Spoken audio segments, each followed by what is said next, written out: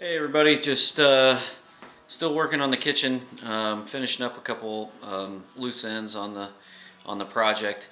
So when we originally purchased the dishwasher, we bought the stainless steel, but then we decided that we wanted to have the black stainless.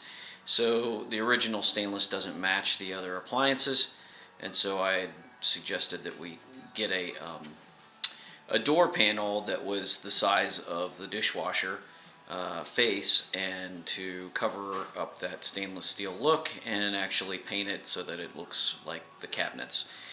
So I was able to order a door and get it painted, and so now I'm getting ready to install it, and just want to show you how I'm going to go about doing it. So I haven't taken apart the dishwasher yet, so this is going to be a new project for me, so I'm not really sure what I'm going to get into. With that in mind, let's go ahead and get started, and I'll kind of show you and explain to you as I go. So here's the dishwasher that I'm using, and this is the panel that I bought. I actually had it created a little bit larger than the door panel, than the dishwasher itself, because I wanted to hide the gap that was up here. So I made it about a ½ inch taller than the door itself, and then I also wanted to hide these gaps on the sides. So I added a ½ inch on each side of the dishwasher. I did actually need to use the router to route a hole in the center to be able to see this panel right here, because it has some lights there that show you what's happening with the dishwasher's process. But what I'm trying to do is line this hole up with that one and then mount it into place. I'm going to have to remove this handle, and then I'm also going to have to remove this KitchenAid faceplate, so that I can have this door panel flush up against there. And then I'm going to have to figure out where I can mount it. I'd like to be able to mount some screws into the side, because this is actual hardwood. This is MDF, so I really don't want to go into that if I don't have to. And then I also want to determine where I want to put my handle, because I'd like to possibly put the handle up here in the center, but I'm worried that there might be some kind of a circuit board right here. So I want to see what's behind here first. So I'm going to go ahead and start removing that. And this actually has some screws that are Torx pattern, so I'm going to go ahead and start removing those. But before you do anything, just make sure, just to reiterate, I've already turned the power off. You want to go ahead and turn the power off before you do that.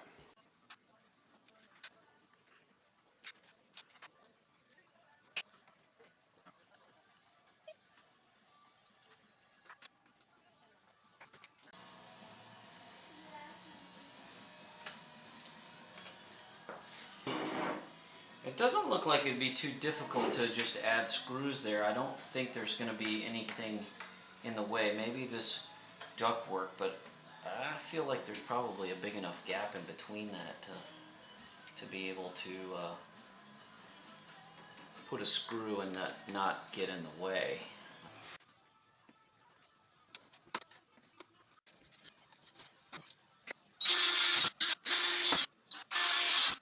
So I lined everything up, gave myself a ½ inch space all on both sides, and then a ½ inch on top, and then split the difference with the area that I shaved down. So I had to cut this piece down, because where the pivot point for the door, I thought it originally was down here, but it's actually not. It's more up higher, so this part actually recesses in when it goes down. It goes inside the dishwasher, so I needed to shave that off, because I wanted this to be able to overlap with the existing cabinetry.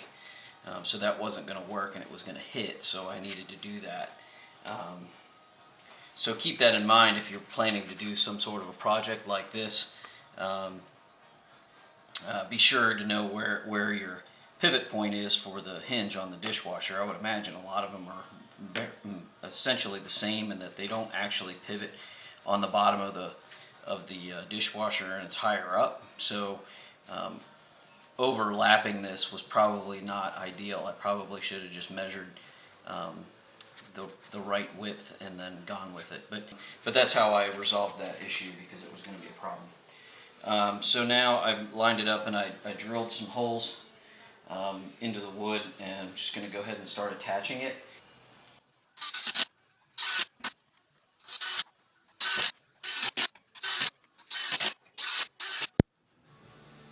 So I think I want to make a mark right here to know where the holes need to be.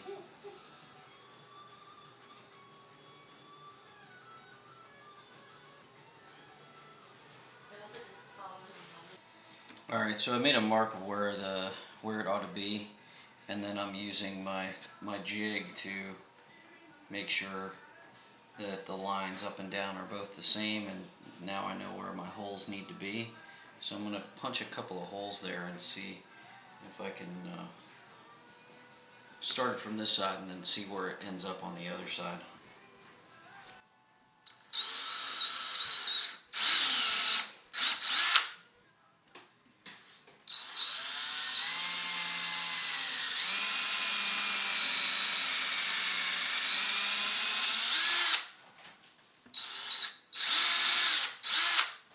So I drilled through the backside of that. Now it fits, you know, it looks aesthetically nice, but the problem is the bolt needs to go through.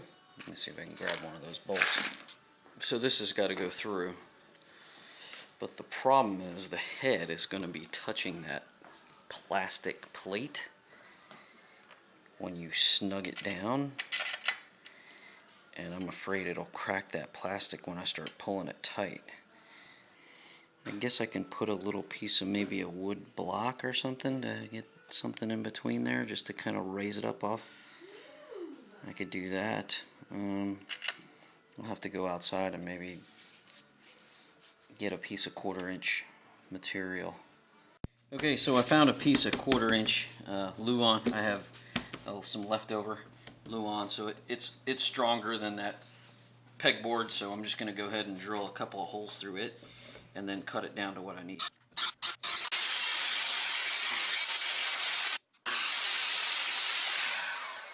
Alright, we'll see how this works.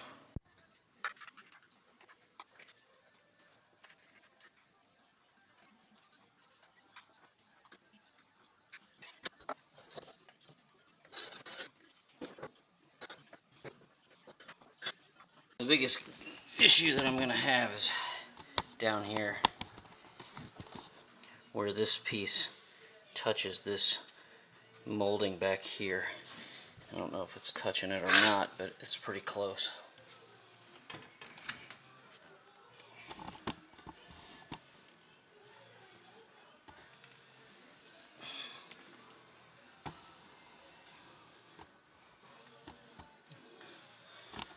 There's good clearance there. Yeah, that's not going to touch. That's good.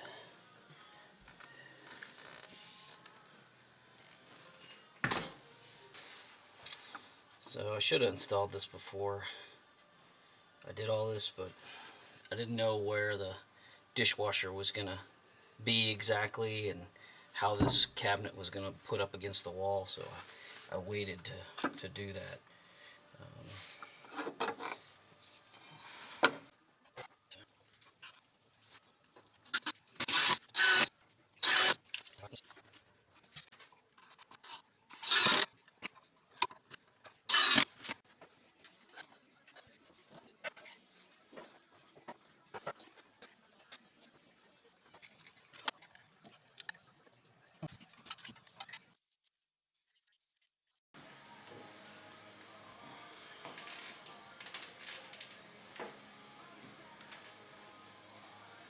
So the only thing that I'm noticing with this door on here is it's got a whole lot more weight, so it will fall pretty quickly to the ground. So we're just going to have to be, I guess, more careful. But I'm afraid that it will probably fall down more often than we'd like with 12-year-old kids emptying and filling the dishwasher. So hopefully it lasts. If not, I'll have to we'll be buying a revised dishwasher fairly soon. but for right now it seems to work. I'm going to go ahead and just run it, and you can see the washing display now.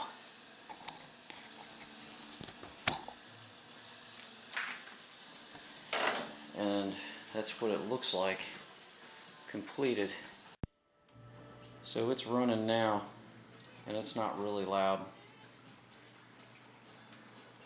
I mean, you can hear the water a little bit running, but it's fairly quiet. I mean, it was always quiet, but with this extra door, it kind of gives it a little more insulation. So this is complete. Hopefully you can learn something from this installation. If you're not liking your dishwasher the way it looks and you wanted to cover it up with a door, you can certainly buy a matching door for your particular cabinetry, and paint to match, and then go ahead and install it. And it's obviously your situation will be a little bit different depending on if you have a display or you don't have a display, and where the buttons lie. The buttons happen to be on top, and it kind of lends itself to be able to put a door face on it. There are some that won't lend itself well to it, or you'll have to at least, some of them have a dial knob. You'll probably have to put the door below it and let that be exposed. But for now, I think I'm going to be done. All right, bye.